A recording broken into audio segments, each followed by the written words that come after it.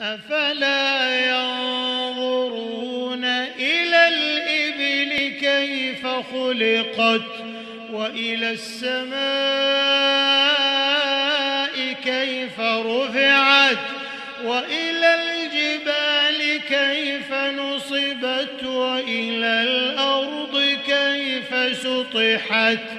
فذكر إنما أنت مذكر لست عليهم بمسيطر إلا من تولى وكفر فيعذبه الله العذاب الأكبر